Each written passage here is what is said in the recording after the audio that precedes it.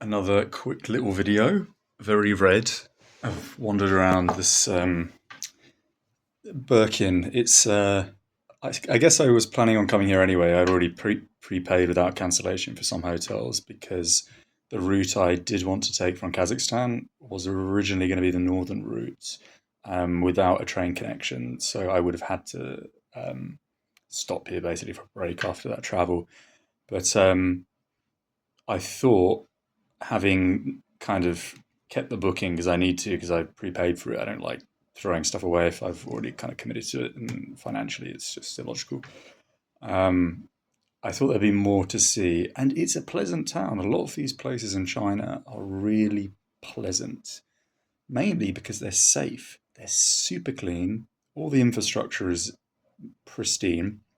And there's always some weird little thing that they've created to sort of create community. Um, Aside from all the parks and benches and even fitness apparatus that you find pretty much everywhere, which is very Soviet or communist, um, yeah, they've always made an effort to build something. I mean, it's very artificial, like some tourist hub. Like this is associated with a Russian frontier town, which is the place I'm at, Birkin. They have the Russian customs street. They've created a little Russian theme park, basically. And this is something that is mirrored throughout China, especially in areas where they're trying to promote development. I was here 2 months ago for a month in Kuitan, south of Karamai, and it was the same thing. They had like a gorge, which by Kyrgyz standards or Kazakh standards or really any standard in the world, including Chinese standards, because they've got some great natural wonders. This was just shit. Like they built all of these. I said this in a previous video, so I won't reiterate too much. But it was built into like the ultimate Disneyland, sort of ruining the atmosphere for anyone that's a true nature lover.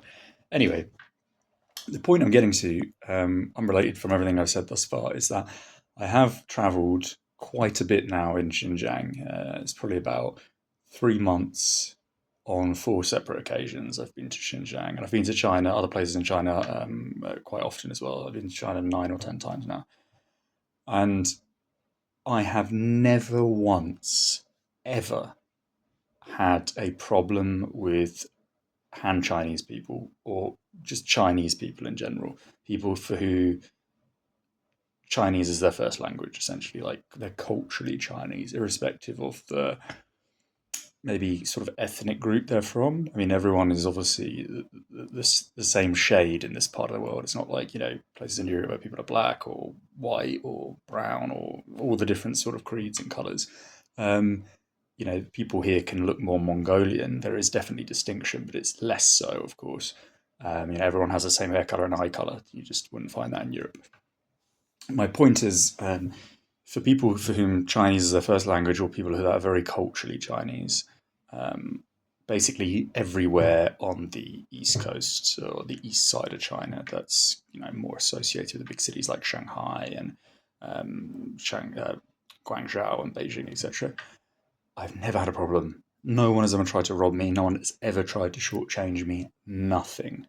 When I first came to Xinjiang a few years ago, I did a video and I've written quite a few blogs on um, my first encounter with Uyghur people. Now, Uyghurs encapsulate a lot of aesthetic differences. So people that are of Kazakh origin aesthetically, people that even look Chinese, people that have cultures and creeds that have bred over amongst one another for hundreds of years. So there is um, a variety of look, but they're still very distinct from your atypical sort of Chinese.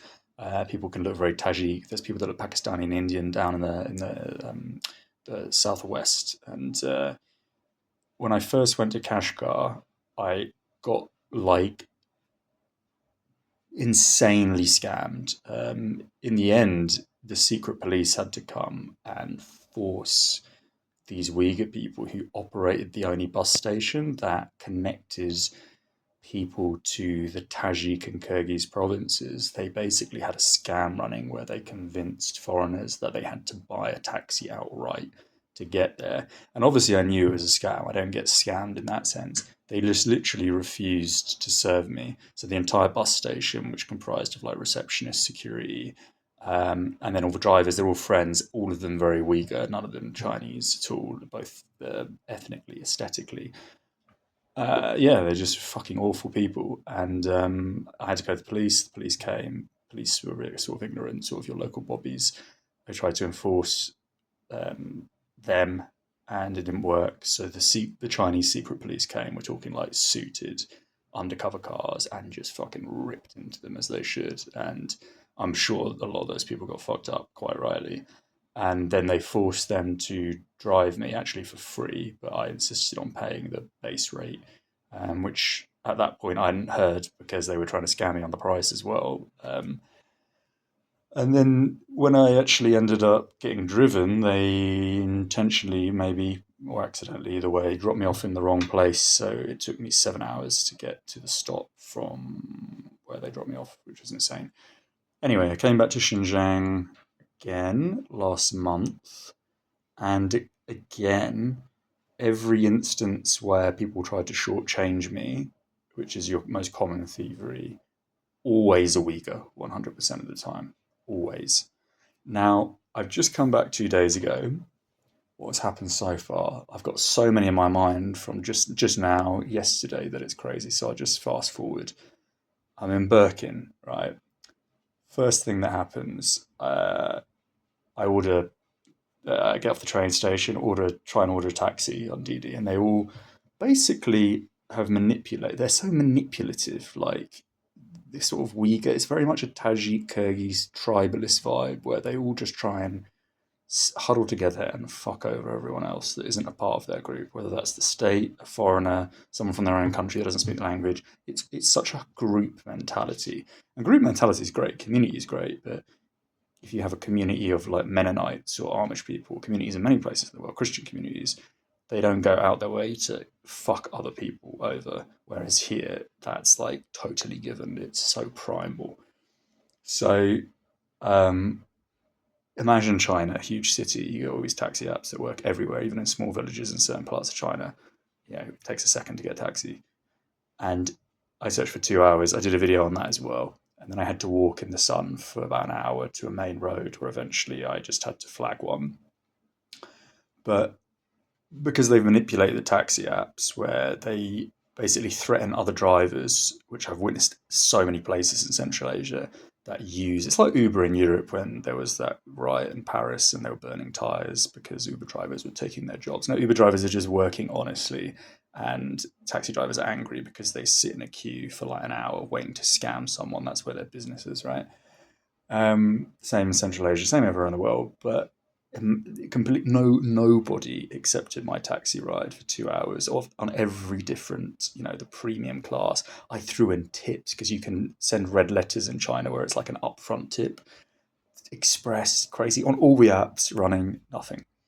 But what they did was they can see somehow where you're flashing from. I don't know quite how, but where the requester is within their vicinity.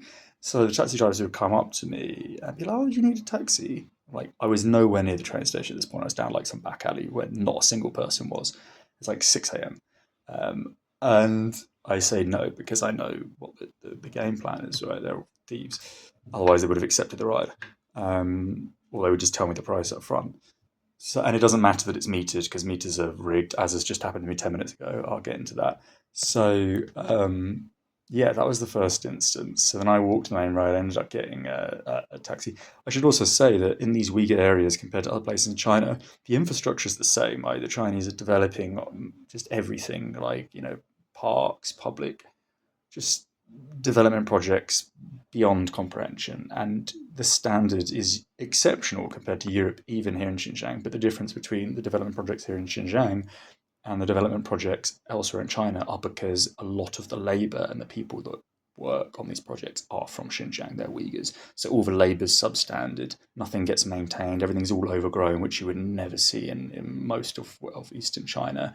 You get smashed alcohol bottles everywhere, which you don't see anywhere in Eastern China. Trash, of course, all the traits of like Central Asia and India and Pakistan, very slowly creeping in, even though there's obviously this oppression, as Westerners would call it. I don't view it like that at all. To quell this misbehavior, which is what it is. It's just an animalistic, just subhuman, undeveloped mentality. That the only way to change is to re-educate people, of course, especially when it's like throwing trash and smashing bottles and stuff. So you really notice the difference. Although the actual projects are the same, the maintenance is just way different, and it's because of the Uyghurs. It's because of the Uyghurs period. So I was waiting at a bus stop. The bus stop window was completely smashed out, glass. And I walked from the train station to get this road, which was an hour because no one was accepting my ride. Left the app running for a while, still no one accepted. And then I ended up just flagging a taxi driver who was actually super nice. But the bus shelter was smashed to bits. Imagine like just a complete dystopian vibe. There's glass everywhere, which hasn't been cleaned up for a long time. You would never see that in Eastern China. Get in the taxi, get to the depot, and there's no prizes on anything, of course. And I'm always thinking I'm going to get scammed. But it was a nice car. It was a sort of shared, leathered luxury minivan. And the guy seemed really nice. I'm usually pretty good at getting vibes off people. So he looked like a cool guy, but you can never be 100% sure. So we get to our stop here in Birkin. We go to pay, and someone already paid him on their phone, and I could see it was 50. But he also said, it's something in Chinese. This is how much you pay. I type five in on my phone. He's like, oh yeah, that's it. I pay him, and then a guy comes over. So a friend of his who didn't know that I'd already paid the guy the real price, and he said, oh no, you have to pay 100, 100, 100. And then his friend was like, no, no, no, I already told him. So tried the scam, of course. Then I get to my hotel, uh, drop my stuff off, go to the restaurant next door.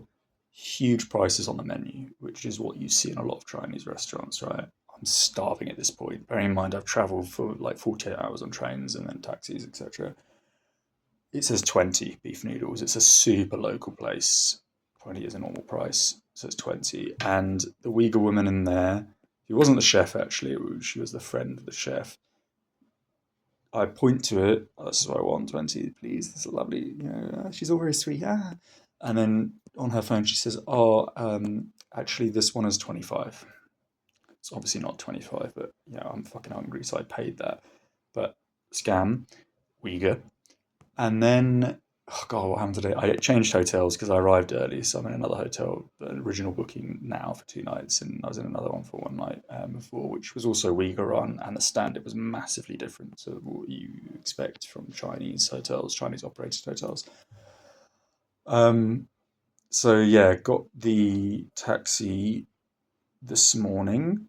God, I'm trying to fast track through because I've been scammed so many times. What else has happened? Literally just came from somewhere. Ah, yeah, the taxi. Yeah, so took a taxi to the hotel where I'm at now. This is the new little room.